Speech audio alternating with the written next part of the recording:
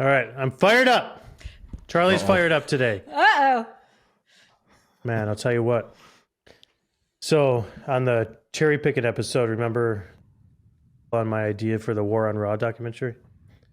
Yeah. He followed up with me like immediately after. He's like, hey, I'm super interested in this. Let's talk more.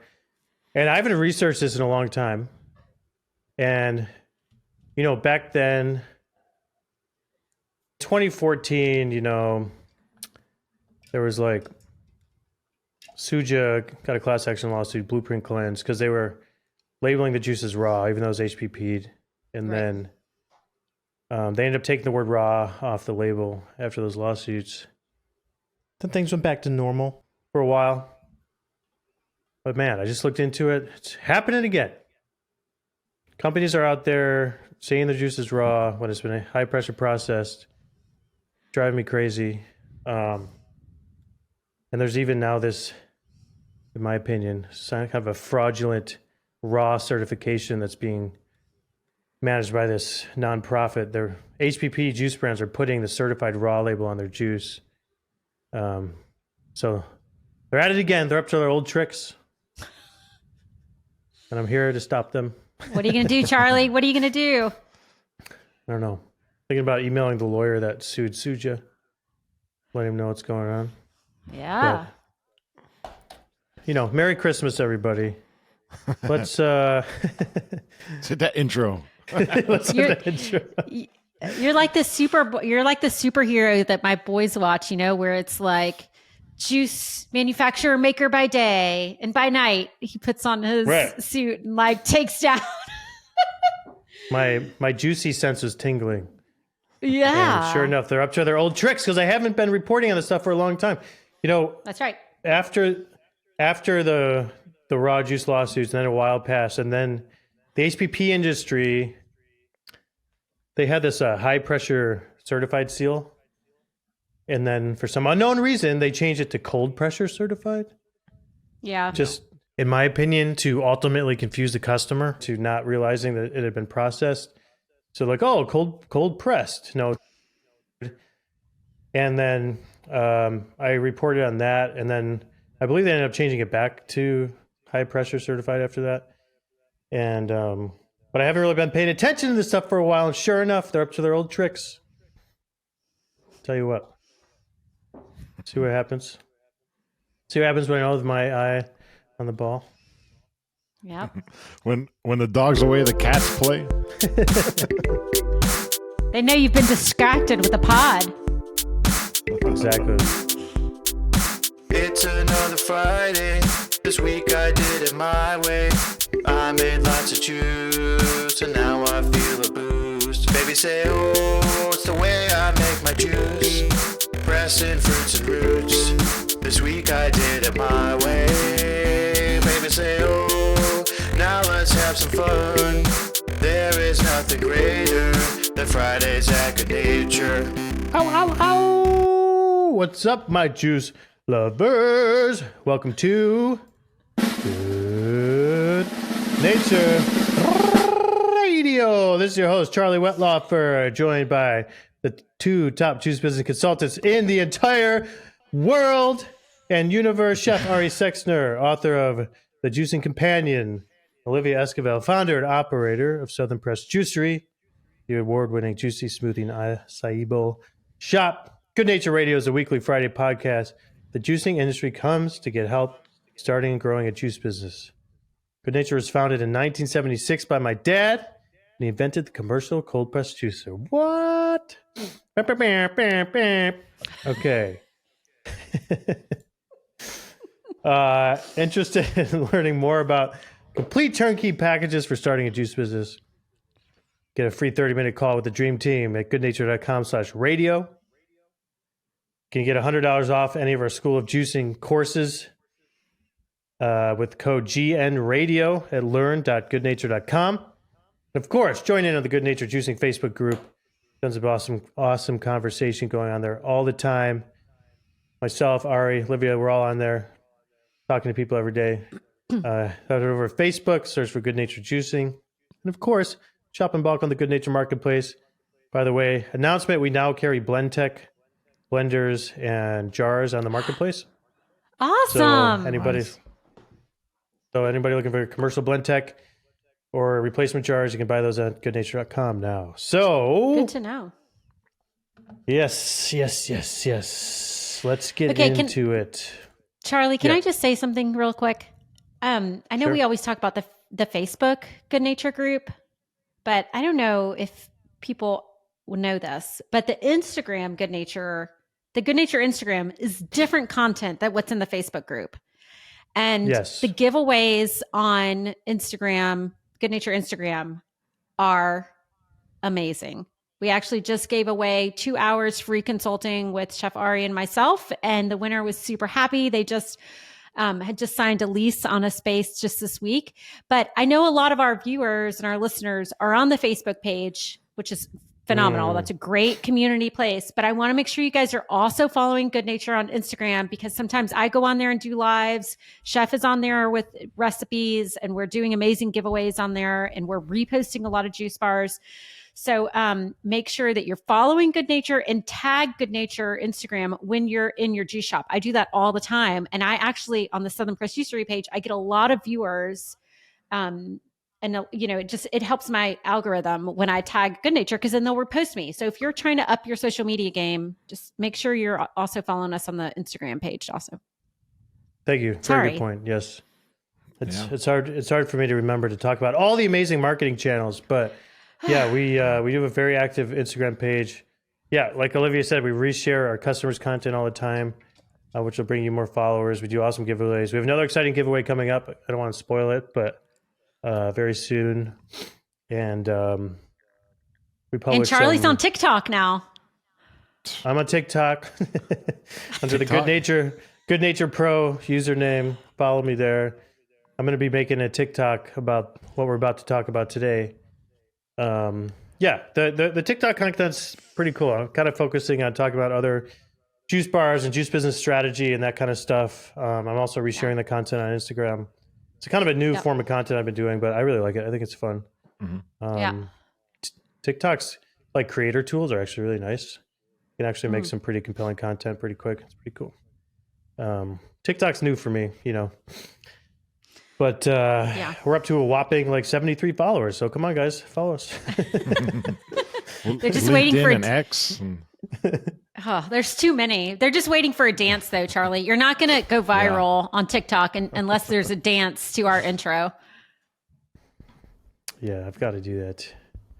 I'll do that very soon. I promise you this.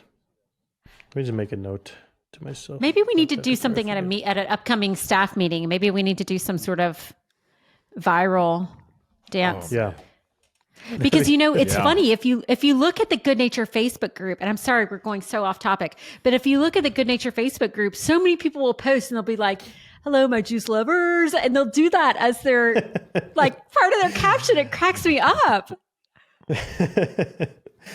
Yeah. You're trending, Charlie. You're trending. Trending, yeah. It's fun. It's fun just, going with the flow, coming up with funny things to say. I really enjoy it. I'm really looking forward to the next kind of meetup we can do. I think I might actually come out and sing the song at the next in-person meetup we do. All right. Just putting that out slow there. down, cowboy. Slow down. Now I'm going to download TikTok and Okay. you got my follow now. I'm thinking about it. Yeah. All right. So, time for me to save the world here and enlighten people on what's going on in the industry. So before I get into this, I should probably say everything I'm about to say is my own opinion, not the opinion of Good Nature Products Incorporated. And it is my That's opinion, when you know it's going to be good. And Yeah. some of it is speculation and not based on fact. And it's just my opinion, okay? Let's just put it that way. So I'm not putting out any facts. I'm just saying what I've learned from my research on the internet, okay? Could be wrong. Do your own research. Could be off base. Could be completely wrong. So I'm not saying any of this is fact, okay? So don't try to sue me for defamation. Record is clear. Record is clear. All this is alleged. Let's put it that way. Even if I Ari forget and to say it. Olivia, Ari and Olivia are not associated with these. We're under that umbrella. have no idea. We fall under the good nature umbrella of. We're not sure if any of this is real. No, we're not under that umbrella. We're outside that umbrella. That's right. Thanks, Ari. Yeah. All right, let it rip, Charlie. Let it rip. Okay, hold on. I've got you ready here. Because we're going to play a game called Raw or Not, okay? Ooh. All right. So it's going to be a new fun game we can play. Okay. Let me share my window over here. 1 second. Okay, I'm going to show you a picture. And you, pretend you're a regular consumer, don't know anything about juicy. Right. Tell me whether you'd perceive this as raw or not raw, like HPP. Yeah. Okay, picture one. Okay. And, read all the labels and all the for people listening, we're looking at a Suja organic bottle of juice here, okay? You can go back and watch YouTube if you want to see the image. Okay, this is hard because we know the answer. But okay. Right, but I'm just saying, pretend you don't, but look at all the labels and certifications. Tell me if you would consider this raw or not. Can I say technically raw? Should I say my answer or no? Yeah, say your answer. Technically raw. I would not think this is raw. Yeah, Because wouldn't think it was I raw see either. high pressure. Right. Correct. That's what I would say. I would say I think they do a fair job of labeling it as high pressure process because they have the high pressure certified seal down below. Right. And we don't see the back label here, but they might even say it on the label. Okay, so I think so I'm like, all right, look, these guys are being honest on their label. Okay. For sure. Okay. Here's a pressed juicery bottle. There are beet juice called Roots One. As a consumer, would this come off as high pressure processed or raw? Raw. I would say it looks raw. I would say it looks raw. Yeah. They don't say Because HPP of anywhere, at least on the perishable. front label. And it says Because perishable. It says keep perishable. refrigerated. Right. It says cold pressed. It says perishable, keep refrigerated. Yeah. So it comes off as raw to me. They don't label as HPP, at least not on the front label. Just to be fair to them, we're not looking at the back label here. It could say it on the back. I'm not sure. Okay. Third one. This one should be easy. Okay. Well, it says raw celery juice. For those Right, not so raw. not viewing, it literally in big letters says raw, and then in small letters it says celery juice. So I'm going to go with raw. Right. Yeah, it's got a lot of raw produce around it, so Yeah, it so does say it's raw. So the brand name is Raw Juicery. Raw is in big capital letters. Yeah. It says USA organic cold pressed juice. Bam, HPP. Not surprisingly though, right? Because you guys know where this was going. Right. Yeah. And then we can hold on. Let's make it even harder. Let's go to their website.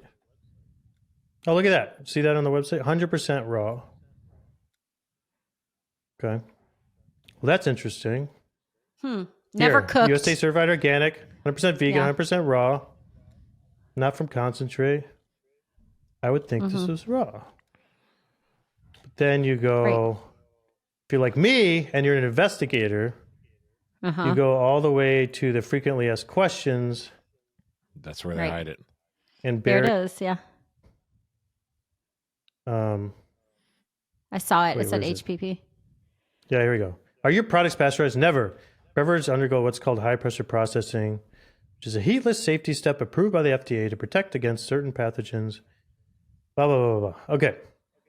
So, in my opinion, very deceptive and I think intentionally confusing to the customer. Well, I mean, why wouldn't they just take out the word that says never? Right there. What, It says pasteurized? Yeah, it says, are your products pasteurized? And the answer is never, period. Our beverages undergo what's called high pressure processing. And then it explains high pressure processing, which I think is totally fine. But why wouldn't you, like, they're just trying to be clever and cute and flirty, but why wouldn't you just take out the word never and say, our beverages undergo what's called high pressure processing and talk about that? That's the benefit, huh? Like Right. how it's not technically pasteurized. You know, on the technical terms, right? I mean, because HPP is pasteurization. Right. You know, it's a... Yeah, technically, I do think the word pasteurized means with heat, right? That's like the it technical... means heating and cooling. Okay. Right. But... And there's this other sort of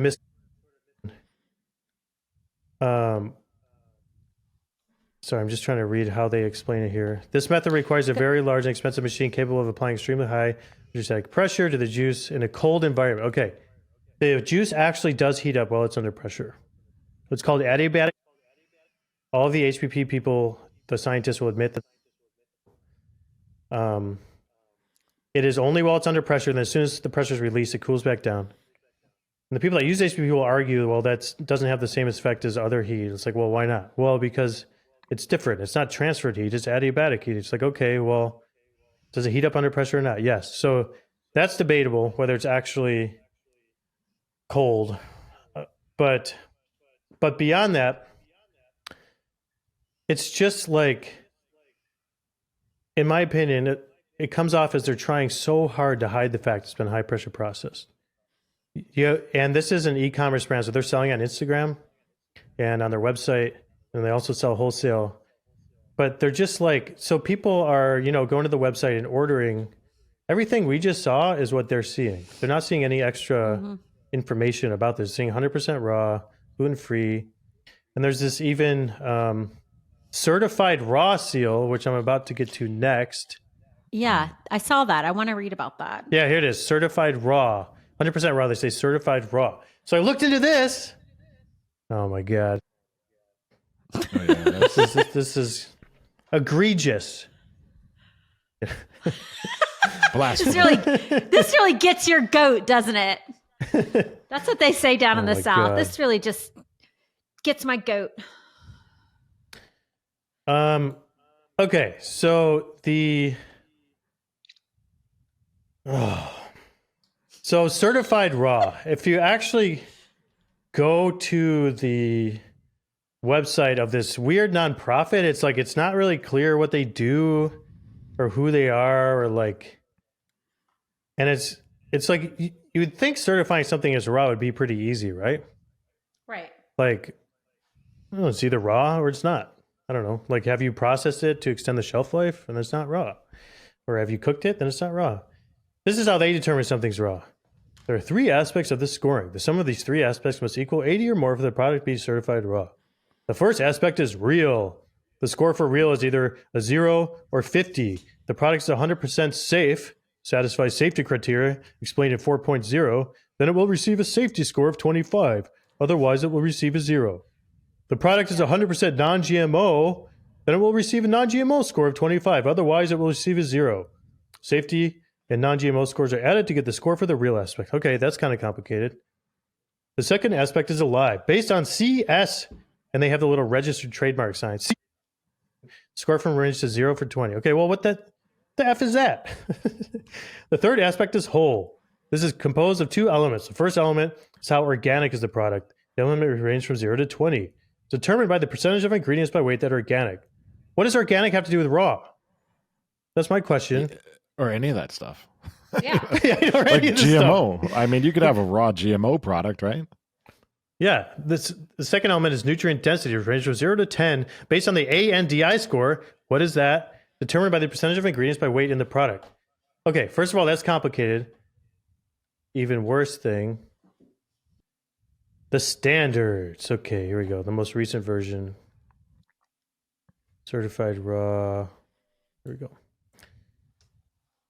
See, look at this. Published by International Center for Integrative Systems, a 501c nonprofit. Let me guess, it's probably funded by all these big food and beverage companies. Fucking bullshit. All right. This is the part. Okay. Oh my god. Okay. Heated below 212 Fahrenheit. So their criteria for raw is going to be heated all the way up to 1 degree less than boiling. And I mean, that's not even pasteurization isn't even 212 degrees. It's like 165 degrees for flash pasteurization. Right. Well, and someone that I mean, I'm not a scientist, but I know the more pressure you have, the lower the boiling point. That's a good point. Right? Yeah. Yeah. Or is it less? No, it's less pressure. I think it's less pressure. I believe it's more pressure, the lower Really? the boiling point. I Interesting. might be wrong, but I know that the boiling point is affected by the pressure. You know, That's something I haven't so considered. that is. All right, but this, okay. This drives me crazy. All right, have you guys watched my or read my content or watched my videos on the raw almonds bullshit? Yeah. Yes. So just I like as this. I know. I like this, I love like this, this, Charlie. so just as a quick recap, Yeah. 99% of the world's almonds are grown in California because they have the right like climate and everything and soil, I guess. I don't really know why.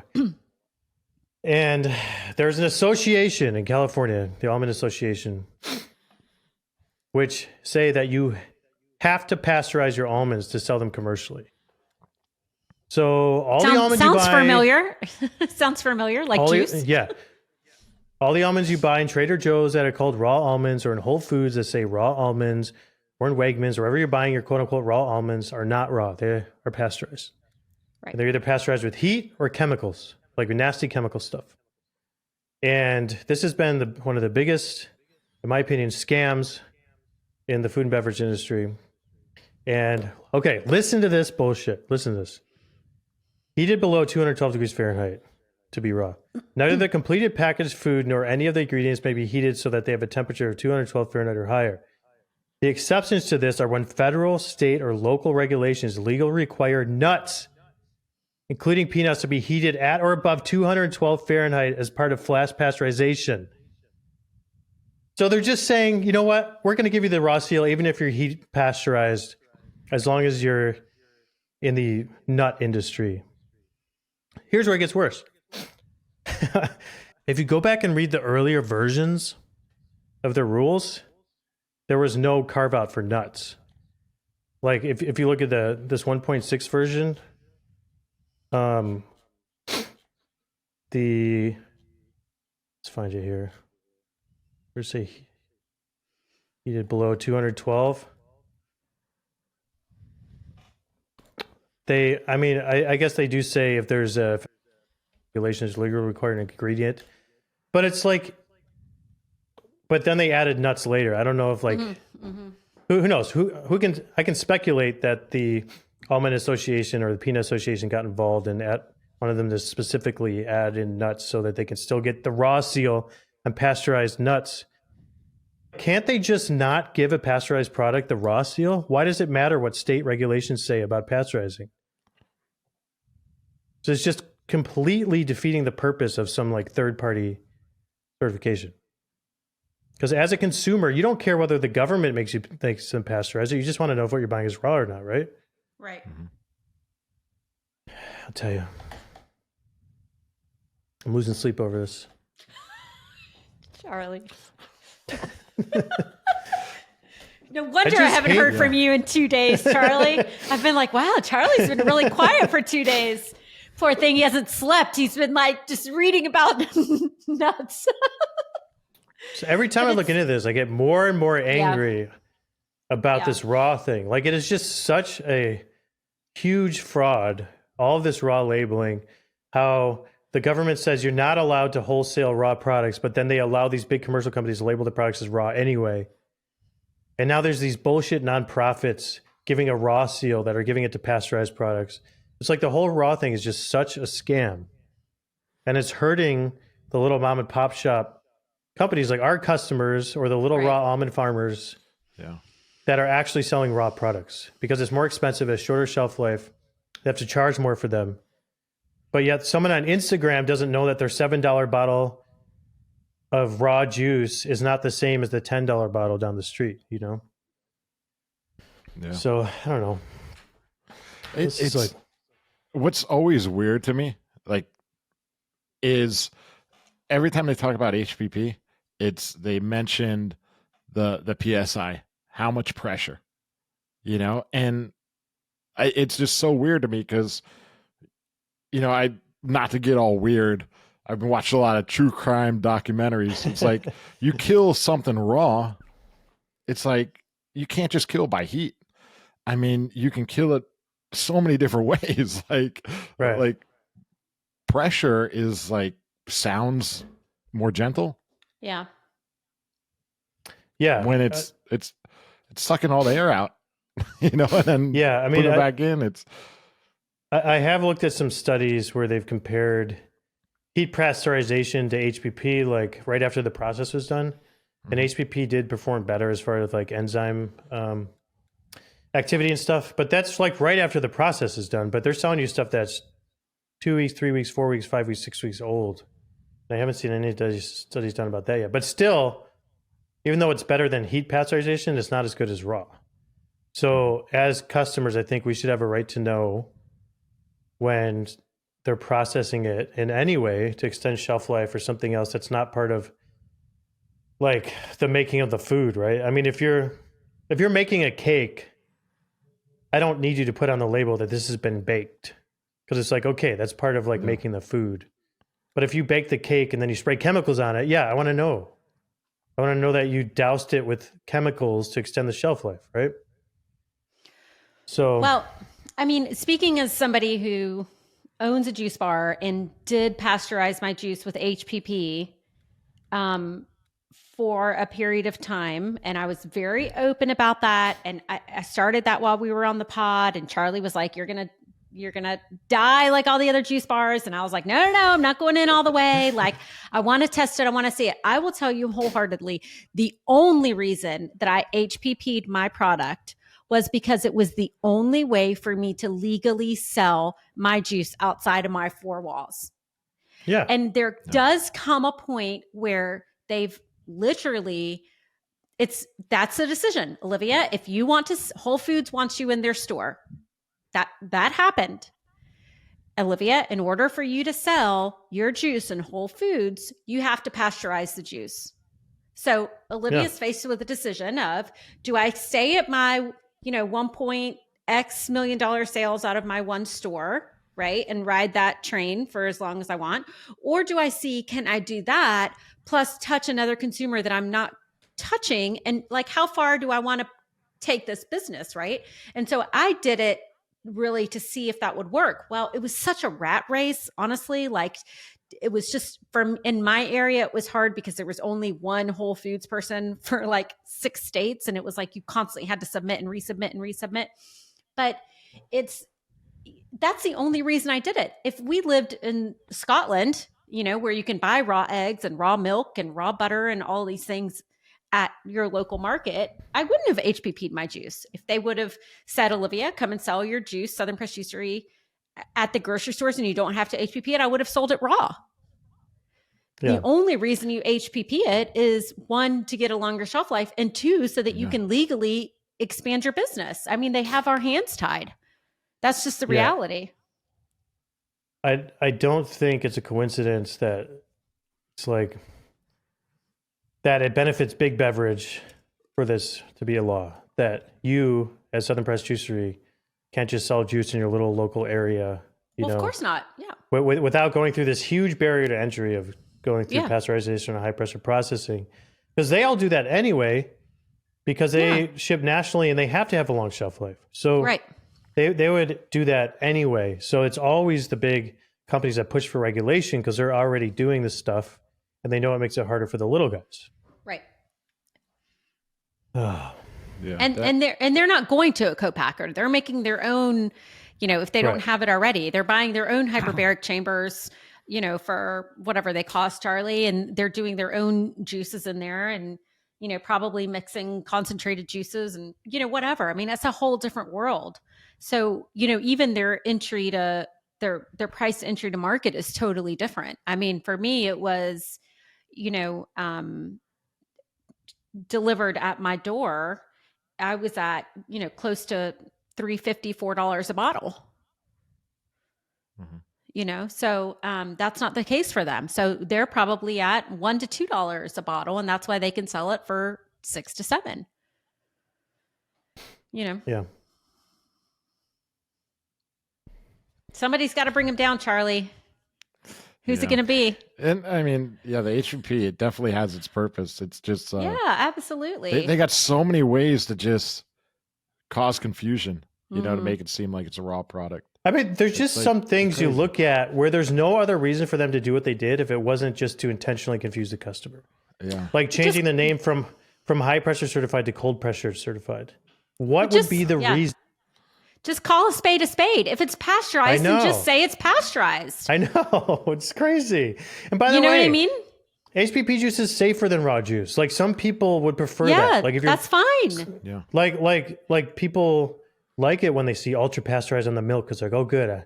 This will be safe milk for my kids, whatever. Right. It's like whatever. Yeah. And like when Evolution Fresh, when they launched, so this was launched by the original founder of Naked Juice. Jimmy Rosenberg. Yes. Jimmy Rosenberg founded Naked and then sold it to Pepsi, and then years later founded Evolution Fresh, sold it to Starbucks. They did a very, in my opinion, like a very good campaign about HPP, explaining why it benefits customer. They said, look, we grow it and we high pressure process it right in the same place, same area. So it's like, it goes fresh in the bottle, preserve nutrients, makes it safer, all this stuff. But they're very open about the processing. They never tried to hide it. So it's like, I don't mind people spinning it as a good thing as long as they're just telling people what's been done to it. Like I have no problem with HPP juice. You just need to put it on the label, Right. Just say it. Yeah.